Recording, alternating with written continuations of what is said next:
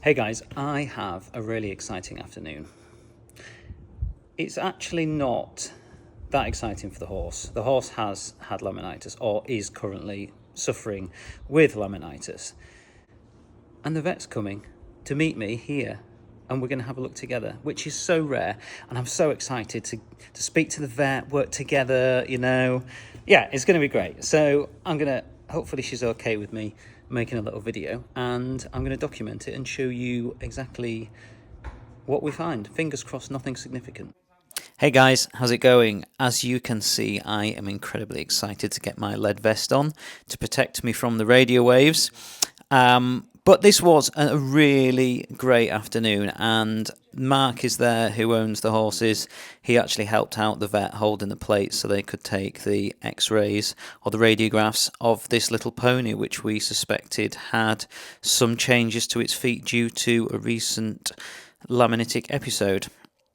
So, as you can see here, the vet's taking a medial lateral, and that means from the outside in, medial and lateral being the inside and the outside of the hoof, and as you can see, it's on the screen. And this vet was amazing. I was really glad to collaborate with her on this, and here she is explaining to Mark about what we're sort of seeing, because as a horse owner, I appreciate you don't always know what you're looking at. And so she took some medial laterals and some dorsal palmars. So this is from the front to the back, dorsal palmar view. And this is just to check the joint margins and see if there is actually any changes due to the laminitic episode this pony could have had.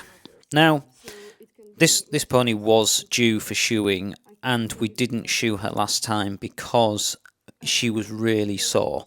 So my personal opinion is, when a horse comes down with laminitis, you need to reduce the inflammation before you do anything, because if you start pulling the feet around or trimming them down or changing anything, you could actually stretch the lamina even more.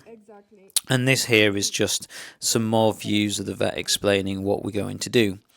The other thing I think is super important is running the bloods, because a lot of horses now have been found to have high insulin levels, which is definitely one of the contributions to the horses having a laminitic attack or episode. I don't know quite what's the right terminology there.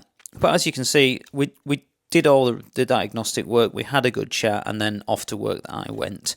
So just to sort of briefly summarise laminitis, it is a separation of the laminae, and for those of you who don't understand quite the anatomy of the hoof, there is a bone in the middle of the foot, and that bone is connected to the outer hoof wall by laminae. And you have a primary and a secondary laminae that bond together, and it's kind of like if you were to get your fingers and slot them together, the laminae would be your fingers slotting together. And what happens is, when horses get laminitis, there's an inflammation of the dermal bond between those two laminae.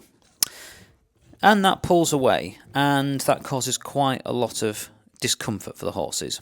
So what we need to do is actually get these x-rays done to make sure that there's nothing going on. Get the bloods taken so we can assess what the horse needs. Does it need some drugs to reduce those levels? And also, we have a better picture of what we're working with. The amount of times I go to an appointment and I'm just working blind. It was such a privilege to have the vet there, and I can't compliment her enough. She was so good. And to be honest, I probably would have been not that happy about someone thrusting a camera in my face, but I did ask her, and I said, please can I document this, because I think it would be great to share this experience. So the conclusion we came to was a shoe with some plastic frog pads and some dental impression material.